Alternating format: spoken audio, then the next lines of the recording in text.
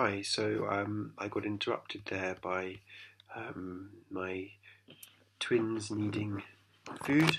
So I was up to the point of explaining why Q-hot theory, where a quotational higher order thought, a sort of pointer that points at the first order state that literally plugs into it, and that's how you become aware of the first. That's what your awareness of the first order state consists in. This mental quotation. How that deals with the objections to Rosenthal due to Neander. So with the empty Q-hot, there's nothing for you to be conscious of. If there's no first order state, you've got a kind of empty quotation or a pointer pointing at nothing, like an empty picture frame. Nothing is displayed. And on this theory, consciousness is mental display or mental quotation. So you won't get an experience with nothing to put in there. So this is a virtue of the theory. It also makes misrepresentation impossible. So Rosenthal says if M2 high order thought says that M1 is green, then even if M1 is perceptive red, it will be for you as if you see green, right? The high order thought rules, and people think that's a bit problematic because it makes the first order state seem irrelevant. Why have it at all? On Q-hot theory, because the Q-hot has no qualitative content of its own, and it doesn't say anything about it doesn't describe the character of the first order state, it just points at it, or as I say, quotes it. All of the qualitative character comes from the first order state, so it looks like it can't get it wrong. Just as if I quote what you said yesterday, if you embed the very words that you used into my quotation, she or he said, then I can't misrepresent it. I'm not describing it. There's no, as per Bloch's comment about Rosenthal, there are not two levels of qualitative content on the Q-hot theory. There's only one, and that's the first order state. It comes from the first order state. So it looks like you can't have misrepresentation. So I think these are good points about the theory, and I argue in my paper, which I've put on StudyNet, that puts it above Rosenthal and Kriegel and Gennaro. So yeah, make of that what you will. So back to telepathy. What I want to argue is that thinking about particularly telepathic prehension, Q-hot theory is kind of tailor-made to give us a model of that, whereas Rosenthal's theory can't, even though it does perhaps allow in principle for you to higher order represent what might be in someone else's mind. So it might allow you to higher order represent a token quale in someone else's mind. So imagine that somebody has this visual percept of red, and then so they've got this, that's M1, and then they become conscious of it by having a higher order thought that tells them they're in this state of seeing red. You might have your own higher order thought directed at that M1 as well, that says, what will it say now? There's a red visual percept. I don't know if it will say I'm in a state of visually perceiving red. We might worry there about what exactly the high order thought's going to say, but let's ignore that for now. You could also, in principle, have a high order thought representing that other person's M1, and then and then you might. Well, hang on, how's that going to go? So your high order thought would represent that there's a red visual percept, and their high order thought represents that there's a red visual percept as well. So you could both high order represent that same token quale that's in the other person's mind. But still, the two high order thoughts are distinct, and they're representations of the quale. So remember that on Rosenthal's view, it's what the high order thought says that determines what you experience. If the high order thought says it's red, then you get red. If it's the high order thought says that the M1 is green, then you experience green. So you've got two tokens representations of that one M1, and those are the things that determine the experiences of the two subjects, you and this other person. So that's not a case of prehension. It's more like the case of that Browder described earlier with the Queen of Spades thoughts. You've got two thoughts of the same type, but they're different tokens. There's no literal grasp of the same thing, of the same token state. the same token M1. Rather, there are two representations. So it's like two projected images of the same state, but that doesn't amount to grasping the same state. It's like two images of the same type of some third thing. But that's not grasp, and the relationship's only causal. He doesn't explain how the higher order thought arises, but generally, presumably, the M1 is going to cause consciousness of it to arise, so it will cause the HOT to come into existence. So the connection between the high order thought and the M1 is going to be only causal. That is, they're completely distinct things. So it's not a case of prehension, of literally grasping something. Another way of thinking of it is like this. Remember that high order thoughts describe the target, so that's built into the fact that they represent it. They say there is a state like such and such. So when your high order thought is accurate, you could think that that's in a way that's kind of factual knowledge of the first order state. You've got a correct description of it. You're now aware that there's such and such a M1. So it's not thing knowledge, it's not prehension in that sense. It's descriptive, factual knowledge. You have a belief about your first order state. So his theory is not set up to give you prehension. But telepathic prehension of a token quale is conceivable on Q-hot theory. What would that require? So we've got these quotational high order thoughts in which have a gap in them into which the M1 plugs. So what you'd need would be clearly to have two people prehend the same M1. You'd need to have two Q-hots, two of these quotational frames or slots, and the one token first order state would need to be embedded in both. So it would be like, I've got my two hands here as the two Q-hots, two hands grabbing the same thing. Have it embedded in both, and then the thought would be that those two Q-hots belong to two different subjects, and that would constitute two different awarenesses, two different direct awarenesses of the same item. You'd be conscious of the very same first order state, not like in Rosenthal's case where the consciousness is of when you both represent this M1, the two consciousnesses are quite separate because they lie with the high order thought. The content of the consciousness, the content of what you experience, lies with the high order thought.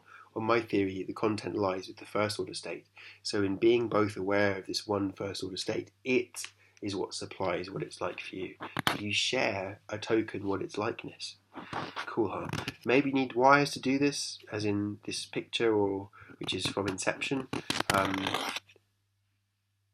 Perhaps wires would do to implement the two Q-hots within the embedding. I mean, I don't know what a Q-hot will be in the brain. I haven't got that far in the theory, but this is a kind of cognitive level model or a functional model. Or perhaps you need funny hats like that.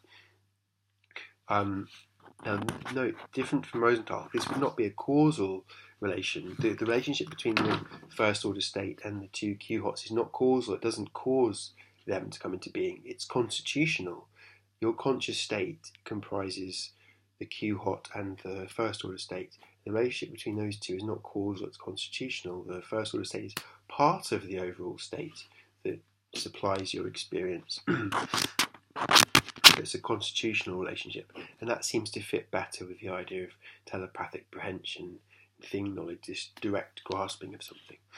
It needs a more intimate relationship than mere causation. So, I said Inception, I said funny hats. Perhaps this, though, really happens. Perhaps the relevant wiring really occurs, not just in sci-fi, but in the real world. You might think it happens in Siamese twins. Can't help but think of the Hogan sisters. So here they are on the right, at the top there, and there's a scan of their brains. So they're two different girls. They've got two different personalities. As you can see, they're looking in different directions. They've been fused since birth. It's been too dangerous to try to separate them, so they're still connected together. Their brains are joined by this. You can see this bridge of tissue there in the middle. So here's how the neurosurgeon describes them. Their brain images reveal what looks like an attenuated line stretching between the two organs, a piece of anatomy their neurosurgeon Douglas Cochrane of British Columbia Children's Hospital has called a thalamic bridge, because he believes it links the thalamus of one girl to the thalamus of her sister. What's a thalamus? The thalamus is a kind of switchboard, a two-lobed organ that filters most sensory input, so it'd be dealing with M1s and percepts, has long been thought to be essential in the neural loops that create consciousness. Because the thalamus functions as a relay station, the girl's doctors believe it's entirely possible that the sensory input one girl receives could somehow cross that bridge into the brain of the other. So in my view, that would be they've got two Q-HOTs and this one M1 in one of their brains is available to be embedded in both Q-HOTs, not just represented, but actually become part of these two episodes of mental quotation. When it happens, one girl drinks, another girl feels it. There's a link to the magazine article. There's also a documentary, a CBC documentary about them called Inseparable, which is really cool. You could find on YouTube. What was I going to say? Can't remember. Hang on. Yeah, I mean, the stuff that happens with these two is amazing. You can see they're looking in different directions, so you can show one of them one, and the other one will say, "Oh yeah." They don't say, "Oh, she's seeing a such and such." They say, "Oh, a red," or one of them eats an ice cream, and the other says, "Oh, cold." So it's the way they describe it. It's suggestive to me because they don't describe the other one's experience in terms of facts. They don't say she is experiencing a such and such. They describe it as if they're feeling it. Ah, cold, and that suggests that they're not just mentally representing the other person's experience. They're somehow having it, and that is direct. That's what telepathic apprehension would be. The relevant mental particular, the taste of lemon ice cream, or whatever it is. Doesn't seem to be private. It seems to be available to be experienced directly by both. But that breaks the principle of privacy of prehensible particulars, so it's a case of telepathic apprehension, and I'm saying that it could be modelled by Q-HOT theory. Ta-da! There you go, a physical model of telepathy. I can imagine some of you have objections. People often say at this point, but if your brains are stuck together, that's not telepathy. It's too physical, something. Well, we'll argue about that in the seminar. I have responses to make, so I'm ready to hear those objections. But my claim is this could well be real life telepathy. These girls. I mean, here's a first way of deflecting this objection that I anticipate from some of you. As I've said a couple of times now, we don't really know how transmission of information works in the brain. A lot of it's done by electrical signals, but it's done. It seems to be the kind of thing that could be done at range. So imagine that we find a way to separate the sisters without putting their lives in danger, and we say, but we know you're very used to this sharing of experiences, and we want to preserve that. We know you'll miss it if we get rid of it. So what we'll do is we've got these cool transmitters that we can keep the structure of the connection, the neural connection you've currently got. We can keep that information transmitted between the two brains, even as we separate your heads and you now live as physically separate people. So we can maintain that connection by, radio or Bluetooth or some kind of energy signal. Then presumably you'd be happy to call it telepathy because the heads would be apart. But it's just a different kind of physical connection. So there's nothing. The fact that their heads are close together is no reason to say that it's not telepathy. Spock, after all, has got to touch your face, got to touch you, grab you to do telepathy. No one says that's not telepathy. If he had to sort of, have his brain touching your brain, you'd still say it was telepathy. So I don't think this thing about proximity is a problem. But we'll see what you say. Final slide. So I've given you a physical model of telepathy. Why bother? Some people think telepathy is by definition supernatural. I disagree. After all, in the late 19th century, they did experiments to try to find the physical mechanism of telepathy. What they were doing was trying to find the physical mechanism of telepathy. They weren't trying to prove that there was no such thing. So it follows that telepathy could possibly be physical. Otherwise, if you found a physical mechanism of it and it couldn't be physical, you would be proving there was no such thing. Here's an argument for why physicalism, why telepathy is not just physically compatible with physicalism, but physicalism actually needs it. So I imagine a paper that goes something like, when I actually ever get around to writing this up, we have time, something like, it's bizarre that physicalism, that telepathy is considered supernatural when it's the most natural idea in the world to physicalists that all things should be public and that should include the contents of other people's minds. But maybe that'll make more sense when I give you this trilemma. So here's a trilemma for physicalism.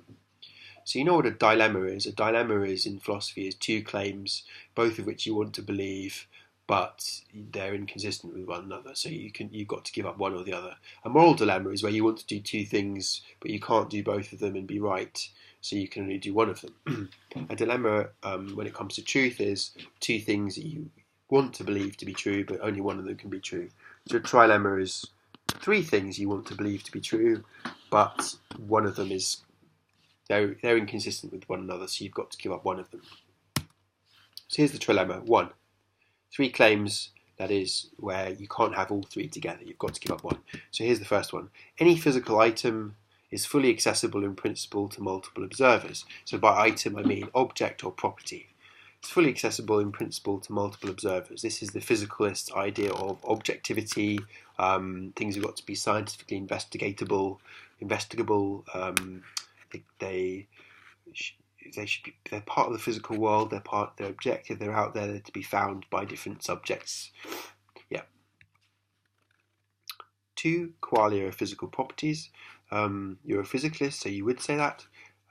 You either say that or you deny there are such things as qualia. So that would be a way out of the trilemma, but most physicalists these days accept there are qualia, but they say that they're physical properties. 3, surprisingly, given 1 and 2, most physicalists accept that qualia are essentially private to one experiencer. No one else can have your qualia. It might sound odd that they accept this given 1 and 2. I think they just don't think about it that much. But this principle is Broad's PPPP, the principle of the privacy of prehensible particulars, at least a special case of it for qualia. They are private. So let me just say something in defense of 1, which might be thought to be, you might be wondering whether that really is a commitment of physicalism. Here's Dirk Pareboom. To be physical requires a kind of objectivity that is in turn analysed as a kind of rational, intersubjective accessibility. Physical things are accessible by different subjects, as opposed to pixies down the end of the garden who can only be seen by one small child who plays with them and nobody else. That's not the kind of thing you're going to say is physical. Or the ghost I saw that nobody else can see. Things like that are not going to be counted as physical. Physical things, that's why in experimentation it's so important to be able to repeat an experiment, double check the data. That's the sense of things being accessible by different people. So there's the trilemma. I think you can see now, so any physical item's got to be accessible to multiple observers, fully accessible. There shouldn't be any bit of it that's hidden in principle. Why would there be? Qualia are physical, so from those two it would follow that qualia are fully accessible in principle to multiple observers, but physicalists also accept that qualia are essentially private because that's common sense, PPPP. But obviously that's inconsistent with the idea, or on the face of it, inconsistent with the idea that qualia as physical are fully accessible to multiple observers. So what are you to do if you're a physicalist? I mean, the obvious thing to do, I think people in the literature would have more or less obscure ways of trying to defend 3. I won't get into now. Those of you who remember phenomenal concepts from the second year might see how that would go. We could talk about it perhaps if you don't like what I'm about to say, but the obvious move to me seems to be get rid of 3. Get rid of 3. So you say, look, all physical properties are fully accessible in principle to multiple observers. Nothing is hidden or private. But that means getting rid of 3. But getting rid of 3 is denying the principle of the privacy of prehensible particulars. And that means getting rid of 3 is saying that telepathy is possible. So, ergo, physicalism requires the possibility of telepathy. The end.